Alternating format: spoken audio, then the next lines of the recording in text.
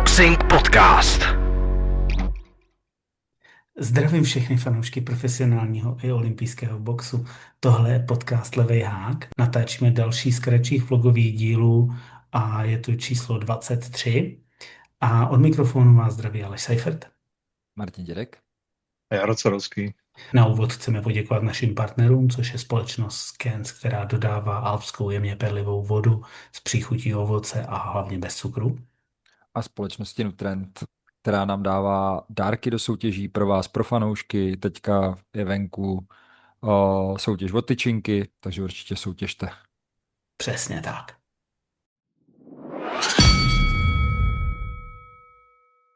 Tenhle ten díl je věnovaný tomu, co jsme nestihli probrat minulý týden, to znamená undercard mega eventu Canelo versus Crawford v Las Vegas. A samozřejmě se také podíváme na mimořádný zápas, který bude v Japonsku, v Nagoji, kde se utká možná číslo 1 napříč váhama v boxu, čili Naoya Inoue, a proti němu bude stát uzbecký soupeř Murodjon Akhmadaliev. My začneme hlavním zápasem, který nastane 14. září v neděli. My ho budeme moct sledovat někde popolední, mám pocit, že to bude zase v televizi, to určitě jako si ty streamy najdete, protože v Nagoji bude stát pound for pound číslo 1, možná v tu dobu 2, uvidíme. Naoya Monster Inoue a proti němu bude stát soupeř, s kterým se měl utkat pravděpodobně již v roce 2023, ale nedošlo k tomu, uzbecký válečník Murodjon Akhmadaliev. Tak kluci, jak to vidíte, Martine? Ne, začni ty máš Akhmadalieva moc rád. Tak já mám Akhmadalieva fakt strašně moc rád. Já si myslím dlouhodobě, že jediný, kdo z těchto borců, se kterými se v poslední době utkal, tak je jeden z těch, který mu můžou opravdu za prvý dát velmi těžký zápas a za druhý ten zápas uhrát. Samozřejmě Naoya Inoue je jeden neskutečný win streak, jede asi 17. titulový zápas a prostě fakt jako šlape na plný pecky. Asi se už dokonce etabloval v té váze 122 liber, kam se posunul po vítězství, teď nevím, nad Fulton, ne? Ano. Jo. A musím říct, že už je tady doma, ale tohle doma má nějaké aspekty. Tahle váha 122 liber je de facto Akhmadalievova. On už držel 3 pásy a byl blízko tomu, aby se utkal de facto o Undisputed, ale v roce 23 k tomu nedošlo a pak vlastně svoje pásy ztratil v zápase s Marlonem Tapalezem. Musím říct, že tenhle ten borec, který je bronzový medailista z Ria, je levorukej, tak asi jako všichni v Uzbekistánu, všichni skvělí boxeři, jiný neznám než levoruký, tak má co nabídnout. A hlavně v těch letech 22, 23 měl jako nějaký, řekněme, problémy, který řešil a nebyl úplně fokusovaný, měl tam nějaké zranění a podobně. Dneska je fokusovaný, má za sebou 4 zápasy, který vyhrál a je podle mě jednoznačně připravený na zápas s Inuem. A nebude to úplně jednoduchý, ale na druhou stranu, co si budeme říkat, Inoue ve 122 ukázal jednu zásadní věc, je zranitelný a zranitelný z levé ruky. Ukázal to Luis Nery a ukázal to naposledy Cardenas. Myslím si, že Akhmadaliev má ve své levé zadní ruce větší bombu než předchozí borci a že je schopen, pokud to trefí, jakože to trefí, tak ten zápas zlomit. Viděli jsme, že tréninkový parťák Akhmadalieva Cardenas poslal úplně brutálním způsobem Inoueho na zem a pak za to zaplatil. A já si myslím, že Akhmadaliev na tohle bude připravený a že znovu v těch prvních kolech Inoueho pošle na zem, ale že to, pokud se mu to podaří v nějakých prvních 3 kolech, tak to dokončí a budeme svědky obrovského upsetu, který málo kdo čeká. A já jako tohle regulárně říkám, pro mě je to jediný boxer v téhle váze, který ho může nějakým způsobem překvapit. a nebo s ním vytře Inoue úplně ring, že si to nedá k medaili a možná ukončí kariéru. Ale já věřím, že budeme svědky upsetu. Přesně to druhý se stane. Asi jo. Inoue si s ním vytře ring a uvidíme konec kariéry MJ. Ale hele, tohle to je souboj, na který já jako čekám. Akhmadaliev, Nakatani a Robeisy Ramirez byli moji vysněný soupeři, který jsem chtěl vidět s Inouem. U toho posledního si nemyslím, že se to někdy stane, ale Akhmadalieva dostanu a doufám, že Nakataniho velmi brzo dostanu. Takže Akhmadaliev je opravdu jako výzva, přesně jak jsi řekl, ten člověk jako má bronz olympiády, stříbro z mistrovství světa a ten má víc placek, než najdeš jako Tatranek v regálu v Albertu. Jako. Takže to je až jako neuvěřitelný. On má rekord 300 výher a 20 porážek v amatérském ringu, to je něco neuvěřitelného. Samozřejmě odbouchal VSBčko, poloprofesionální, takže ten frajer je tak jako strašně zkušený, že si to ani nedovedeme jako představit. Ale co si myslím, že jakože bude ten rozhodující faktor toho souboje, nebo ono jich je víc, protože nechci rozebírat zase nějaký ty technické jako věci, protože se tady bavíme zase o jako extrémních hvězdách pound for pound žebříčku. Byť Akhmadaliev na to nevypadá, tak opravdu jako je to velký zvíře, stejně jako Inoue. Tam jako není vůbec o čem. Klidně se můžeme bavit o tom, že jsou stejně dobří, jako je třeba Crawford, Usyk a další. Jo, to jsou fakt jako crème de la crème, výběr z hroznů. Jako. Ale co si myslím, že bude rozhodující souboj, je právě souboj s Tapalesem. Akhmadaliev s ním svedl vyrovnanou bitvu, která mu utekla strašně o kousek. A podle mě to Akhmadaliev jako do dneška jako nerozchodil. On se psychicky po tom souboji složil už v šatně, vlastně řekl, že tady ten souboj měl prostě jako vyhrát a nikdy se jako nepřiznal, že ten souboj vlastně prohrál. Sám v sobě, víš, nikdy to jako neuzavřel. A to si myslím, že bude jako ten rozhodující faktor, ta mentalita, ta psychika. Inoue nikdy nepoznal porážku. Dostal se na zem, vždycky z downu vstal a ten souboj otočil a vyhrál. To Akhmadaliev prakticky nikdy nepoznal. Co se stane, až Inoue ho pošle k zemi? Dokáže se, nezhroutí se stejně jako s Tapalesem, nebo vstane a dokáže zase jako vzdorovat tomu monstru. Já si myslím, že ne. Ještě ke všemu tomu jako Inoue krásně přihrál, že si Tapale se vzal do tréninkového kempu. Takže nejenom, že Tapale se přel rozdílem třídy, o čem se jako Akhmadalievovi by mohlo jenom zdát, protože Inoue ho fakt jako zdemoloval. Ale ještě si ho vzal do tréninkového kempu, to určitě tomu Akhmadalievovi není vůbec příjemný, protože jediný, kdo na něho má recept, je právě Tapales. Ale zase na druhou stranu, Akhmadaliev má v rohu Joela Diaze, který už má zkušenosti s Inouem, protože vedl Cardenase, který si nevedl vůbec špatně. Já si myslím, že ty jsi řekl, že Inoue jsme viděli na zemi dvakrát po té levačce. Já si myslím, že Inoue se za to může sám, protože on uvěřil v nějakou svoji jako nedotknutelnost a v těch soubojích se zbytečně žene strašně dopředu.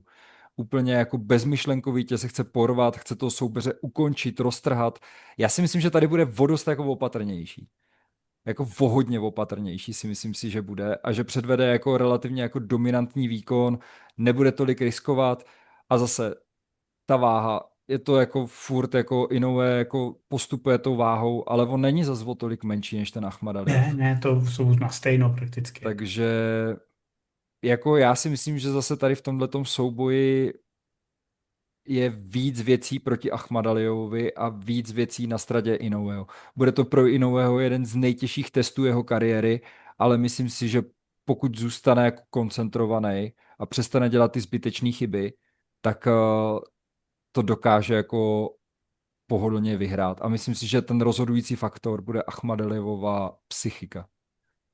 Že se zlomí v průběhu toho souboje, protože si myslím, že ten souboj s Tapalesem ho stál strašný množství jako psychických sil.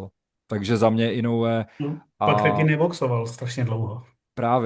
Právě. Víš, a co se stane, až fakt jako půjde k zemi? Protože ten Inoue to je fakt jako zvíře.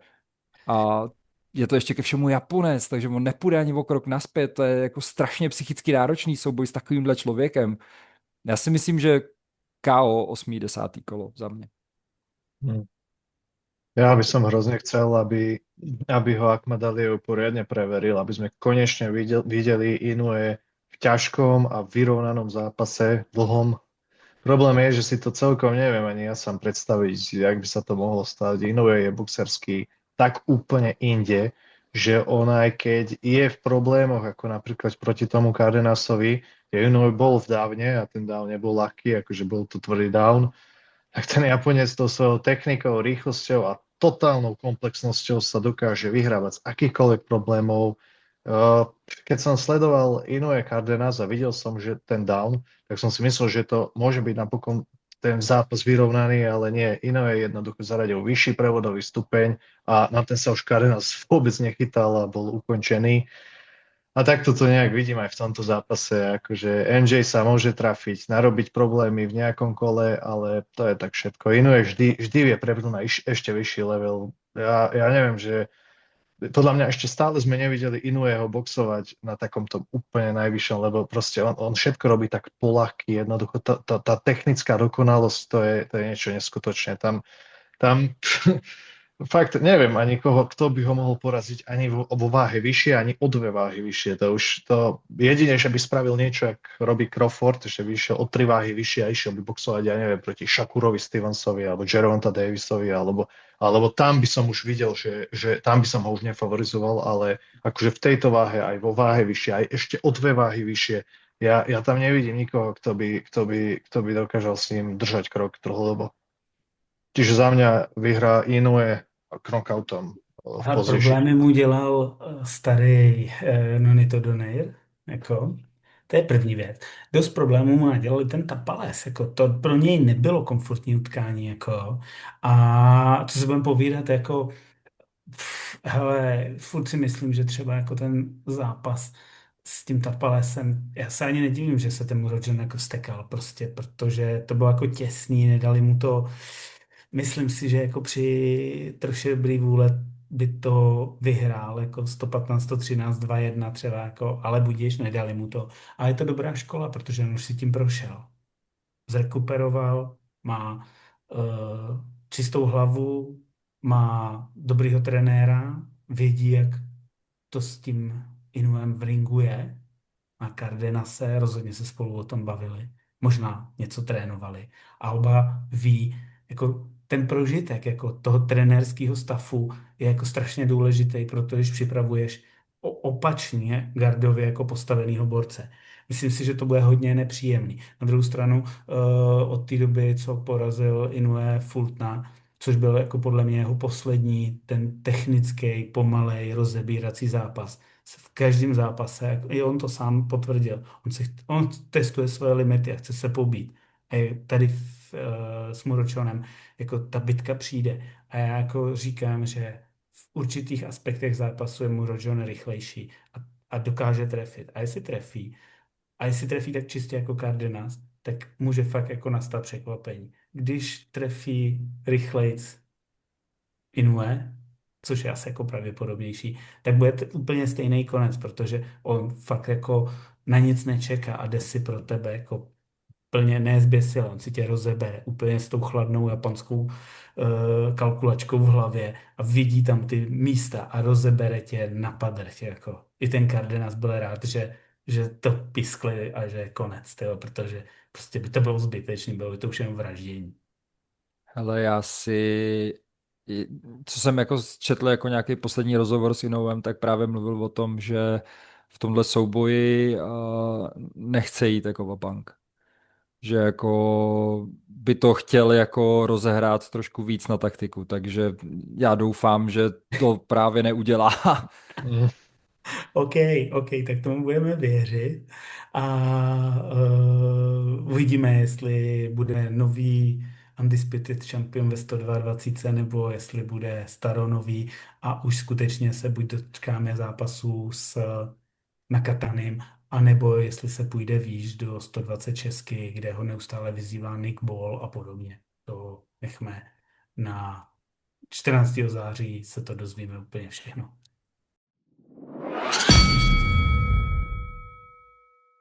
My se vrátíme o den zpět, podíváme se na sobotu 13. září a na domovském stadionu Las Vegas Raiders v Las Vegas se na Allegiant Stadium se utká Terence Crawford se Saulem Alvarezem. Tenhle díl si můžete poslechnout na našem kanále, podívat se na YouTube nebo si ho poslechnout v audiu na Apple podcastu nebo na Spotify nebo kdekoliv podobně.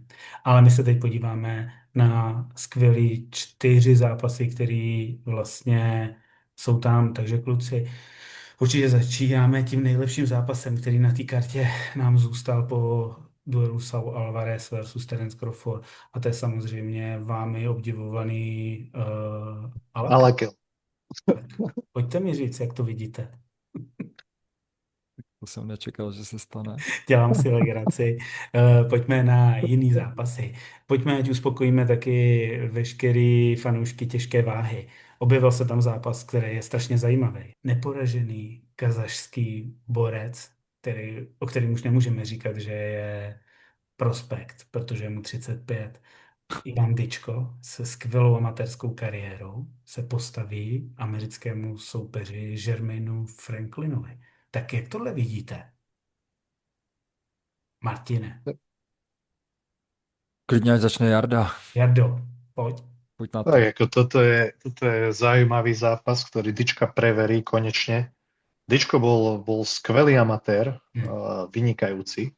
Nerozumiem, prečo v profi viedli jeho kariéru takto pomaly a jednoducho nechali to dojsť do tohto štádia, že má 35 rokov. Nemal poriadny zápas v profi boxe prakticky s nikým. Teraz mu dali Franklina, čo je akože veľmi dobrý super na rozjazd, lebo Franklin znesie a snaží sa. Čiže toto je dobrý súboj, ktorý by toho Dyčka mal naozaj vyniesť hore a snáď, aj keď má 35 rokov, tak ho už uvidíme už len v lepších zápasoch, lebo ako to je boxer, ktorý určite môže rozvíriť vodu ťažkých váh, ale už je u neho 1:12 a proste tam není na čo čakať. Po Franklinovi dúfam, že pôjdu mená jak Andy Ruiz a spol. Doufejme v to, Martine.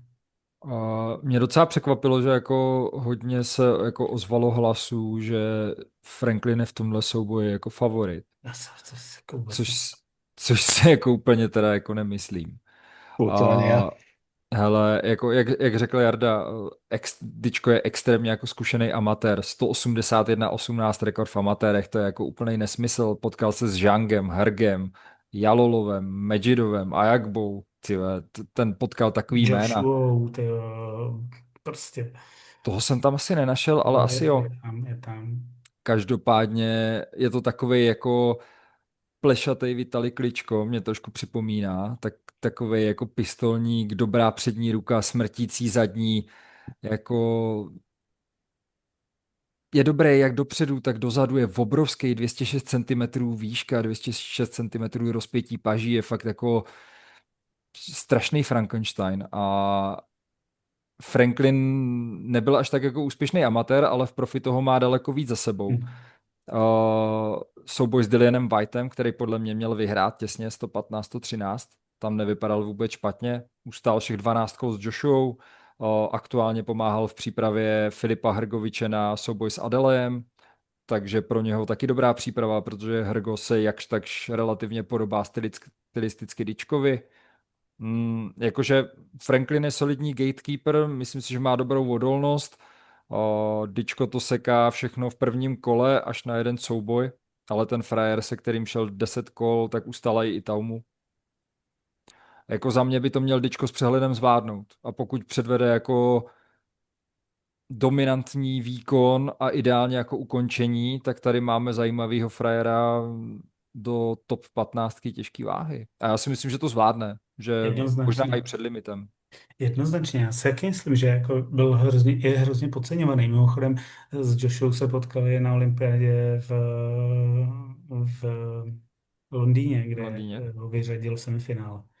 Ale má prostě takový ten ukrajinský styl, co jsi říkal, jako prostě Vladimír Kličko. A to si myslím, že bude prostě platit na to Franklina, bude si držet tu vzdálenost a bude nutit Franklina, aby se ponořil pod tu jeho ruku, ale prostě na tohle on je zvyklý, jako ví, jak pracovat. Pro mě je spíš otázka, proč 2 roky neboxoval. Tenhle borec přestoupil do profi v roce Hmm. 2017 a od té doby má v roce 2025, kdyby měl být dneska už jako, jako ten pík už se mu měl pomaličku lámat, tak on má první legitimní pořádný zápas jako v té kariéře. To je prostě úplně zoufalý. Hmm. Jako prostě nechápu to. Přitom jako v té amatérské opravdu dosáhl absolutních vrcholů a jasně prohrával, ale většinou prohrál někde ve finále v těch turnajích na mistrovství světa a podobně. No tak tyjo, prostě takhle plejtvat kariéru, ale ne pro každýho to profi je. A to je to, kde by jako mohl vycítit Franklin svoji šanci a prostě potrápit ho. On snese, to je první věc.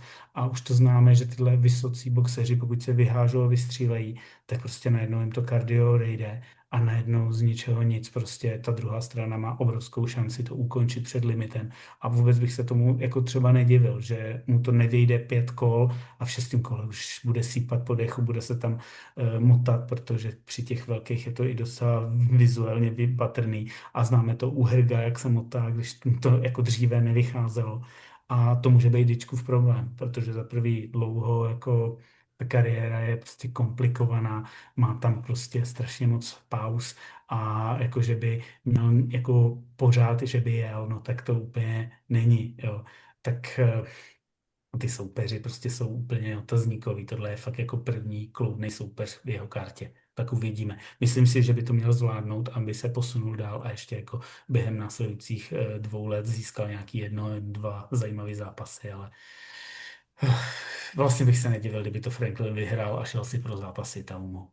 Hele, co je tam ještě jako zajímavý, on sice jako Dyčko byl jako strašně neaktivní, ale je to právě on, který má teďka aktuálně, nebo měl aspoň zahřívací souboj v červenci a Franklin stojí skoro rok a půl jako mimo hru, takže teďka je rozboxovaný momentálně víc Dyčko teda. OK. Mm. OK. Pojďme dál. Na té kartě Crawford Canelo je skvělý zápas Christian Billy versus Lester Martinez. Christian Billy je miláček samozřejmě televizí, dodává fantastický zápasy a prostě je žádaný pro ten svůj styl. A proti němu bude stát guatemalský borec, který je trochu méně známý, je to světová 12, ale je to jako běžící KO mašina, úplně stejně jako Billy, akorát nemá ty skvělý jména, ale má za sebou velmi těžkého soupeře, což je Carlos Gongora, ten jako umí prověřit a toho teda úplně neuvěřitelným způsobem přejel. Jo. A stejně tak ho přejel i ten Billy, to znamená, že ten zápas může jako ukázat, kdo z těch dvou je opravdu jako v topu a těším se na to, protože tyhle dva borci si nic nedarují, budou se přebíjet. Samozřejmě si myslím, že dneska Billyho jako rekord a Billyho zkušenosti, ať už to bylo naposledy Sulecky a podobně, a nebo 10 kol s Derevěčenkem, jsou někde jinde než Martinézovi, ale čeká nás fakt hezký zápas. Martine, pojď. Ale přesně tak, je to souboj jako knockouterských S. Billy má 83% KO percentil, Martinez 84%. Tohle je fun fight, tohle chcem všichni vidět, protože tady se to asi konce jako nedočká a ať to jako nevypadá, tak Lester Martinez je o trošku zkušenější, co se týká amatérské scény, protože si odbouchal nějakých 170 soubojů na amatérské scéně. Billy jich měl míň, ale zase se dostal jako na olympijské hry, měl tam možná větší jména jako Melikuziev a třeba výhru s Janibekem, ale co se týká profi, tak tam je určitě zkušenějším Billy, potkal rozhodně lepší jména, Martinez ještě není až tak moc prověřený. Já si myslím, že jako Martinez je jako černý kůň divize. A Hm. podle mě je to fakt jako ta knockoutová síla a pokud se mu jako podaří trefit, tak Billy může mít strašný potíže. Ale tam se podaří se mu trefit Billy, není To je. nezasažitelný. No a teď to chci právě říct, že jako Billy mu jako třeba často padají jako ruce a ta obrana jako není nejpevnější, takže jako jsem na to jako strašně zvědavý, tohle je 50-50 fight. Já si myslím, že Billy je ale trošku jako favorit, je techničtější a pokud si dokáže pohlídat tu první polovinu souboje, tak a dokáže to natáhnout do té druhé půlky, tak čím delší ten souboj bude, tím víc to bude jako v jeho režii. Takže 50-50 fight, trošku víc věřím Billymu a trošku věřím tomu, že se dokáže dostávat tomu Martinezovi za tu přední ruku, dokáže na něho vyvíjet ten tlak a to by mohl být ta cesta k tomu úspěchu. No. Ale fun fight pro diváky úplně zasloužený. Strašně. Jardo, pojď. No, potenciál obrovský tento zápas.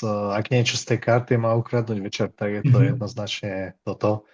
Pretože Billy je výbušný knockouter, silný, rýchly, aj ten jeho štýl, to je extrémne atraktívny pre fanúškov. Ako ja osobne sa na tento zápas teším najviac v celej, akože no, Canelo Crawford je jednička, ale z tej undercard sa na toto teším najviac, lebo tento zápas nemá scenár, ktorý by bol nudný. Tu sa, kto aj si bude chcieť pretáčať na Netflixe a pozerať ten večer, že Canelo Crawford, tak toto by určite nemal pretočiť a pozrieť si to, lebo toto bude reklama na box. Toto bude skvelý zápas. Jednoznačně. OK, pojďme na další fun fight, který tam bude. A to je Serhij Bohačuk versus Brandon Adams 2. Je to odveta za úplně nečekanou porážku, kterou utržil Bohačuk v roce 2021 od Adamse. A myslím si, že si bude chtít v vozovkách schladit žáhu. Brandon Adams měl po tomhle zápase nad Bohačukem a nečekaným vítězstvím nad Bohačukem úplnou pauzu, neboxoval skoro 3 roky, vrátil se teďka v posledních 3 zápasech 2 vítězství a 1 porážka. A je to strašná škoda, Bohačuk měl teďka perfektní soupeře, byl pasovaný jako na takového toho černého koně té divize, měl tam porážku, ale opravdu těsnou pro mnoho z nás, včetně mě, vítězství nad Virgilem Ortizem juniorem, měl tam Mendozu, měl tam samozřejmě Michaela Foxe a podobně. Tak teď si trošku vrací a spíš si jako ten zápas vyžádal, aby si spravil ego. A na druhou stranu, co myslíte, může mu Brandon Adams znovu zatopit a zápas ukončit znovu před limitem? Nebo se El Flaco Hubeňour vytáhl a vyvinul v lepšího borce, který je sebejistý? To druhé, jednoznačne to druhé, tu to vidím na odplatu. Bohačuk ho porazí, pravdepodobne aj knockoutuje a oplatí Adamsovi tú prehru. Bohačuk taktiež extrémne dobrý boxer, silný jak kôň. Priznám sa, že v zápase s Ortizom som ho videl na remízu, ale ak mal niekto vyhrať ten zápas, tak to bol Bohačuk a nie Virgil Ortiz, pretože dvakrát ho posadil na prdel, veľa kôl bolo veľmi vyrovnaných, kde signifikantné údery skôr trafoval Bohačuk. A to sa bavíme v zápase proti Virgil Ortiz, ktorý je fantastický boxer. A už keď s takým boxerom dokáže, dajme tomu, držať krok a preboxovať ho, 2-krát ho poslať do downu, tak ten Brandon Adams má šancu na lucky punch, v tom je ten box pekný, že samozrejme, že šancu má, ale percentuálne veľmi, veľmi malú a tu vidím jednoznačne víťazstvo Bohačuka. Okay, No, tak jako asi, že Bohačuk vyhraje, o tom se nemusíme bavit. Hele, jeden moudrý muž, když si řekl, že jestli chceš vědět, jak dopadne odveta, tak se musíš podívat na první souboj, protože ten ledacos napoví. A první souboj, Adams do něho dobře vstoupil, v prvních 4 kolech boxoval velmi dobře, Bohačuk začal otáčet souboj, trefoval tvrdý spotky, a když už to vypadalo, že nakonec ten souboj otočí, tak v 8. kole jako Adams jako našel brutální 2 levý háky z kontru a už Bohačuka jako nepustil. A byť je jako Adamsovi 36 let, tak furt je to jako tvrdý borec, který jako se jen tak nezlomí a je schopný dostávat bitku jako celý zápas a čekat na ten svůj okamžik, kdy to zase jako vytáhne. A jako je nebezpečný. Je určitě nebezpečný. Jednoznačně. A u toho Bohačuka, víš, jak to je, jdeš se pomstít, tam prostě hrajou strašné emoce. Občas zapomeneš, že máš taky obranu a prostě Bohačův jde na blízko do té bitky, kde to lítá, jako fakt hlava nehlava. Ne, občas to prostě jako nekryje a má ty ruce dole, protože chce trefit ten brutální úder. A ty emoce můžou tě převalit, ale zase už od toho zápasu je to hodně dlouhá doba. On fakt jako se vyvinul, má ty zkušenosti, které v zápase, tehdy v zápase s Adamsem neměl. Tak uvidíme, no, jestli se mu to podaří. Hele, já bych to ukončil tak, že El Flaco je aktuálně v lepší fázi kariéry, v lepším věku, v lepší formě, ale Adamsovi se neříká kanon jenom tak. Jo, byl bych na to Krásný. opatrnej, jednou Bohačuk jako zaváhá a může si to jako ten rok 21 klidně zopakovat a vyžrat si ho jako znovu. Ale nemyslím si, že se to stane. OK. Já myslím, že jsme na konci dnešního dílu. Máte tam vy ještě něco, co chcete vzkázat našim Tak možno, že fanouškům? za zmienku stojí, že tam na tom evente bude ešte Callum Walsh proti Fernando Vargas, to sú prospekti veľkí, neporazení, tak Jo, jo, to je jeden skvělý z nich zápas. padne. A ešte večer predtým, piatok, bude Lewis Crocker versus Paddy Donovan. To je hodně vyhrocená bitka, na to se určitě podívejte, začněte si ten víkend o něco dřív, tohle stojí za to. A ještě na kartě Inoue Akhmadaliev bude souboj Takei Jiménez, to bude taky hodně zajímavý. Jo, já se ještě vrátím k tomu Walsh versus Vargas Junior.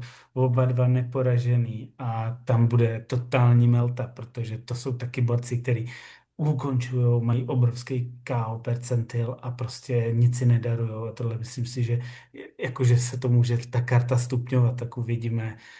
Jakože i tenhle zápas může jako být stýlem celý ty karty a ukrát jako si tu pozornost, protože tam může být ten high real KO. A ještě jsem chtěl říct, že na té kartě je taky Reito Tsutsumi, vlastně bratr Jo. Tsutsumi, který jsme viděli přednedávnem v Riádu, takže se můžete podívat, jak druhý z bratrů boxuje, taky má soupeře. Doufám, že mu nedali toho Alalka. Toho nech, to je můj protekční štít. OK, tak toho necháme a To mu připravíme tak si ľahko nějaký nedajú. speciál o něm. Ne, Aleš vůbec nechápe, že já ho tady chválím proto, abych se vetřel do přízně Saudů a šejků a Áno, vydobil si svůj ropný barel. To já jako počkaj, úplně... Turky ti napíše, podľa mňa už po tomto dieli. Očekáme správu Turkyho. Ne, to čekám vám tu žádost, která nám cinkne do mailu. Prosím vás, mohli byste s ním udělat nějaký zajímavý rozhovor, třeba na hodinu. A i na 2. Co si budou přát. Cokoliv. Veľmi radi. OK.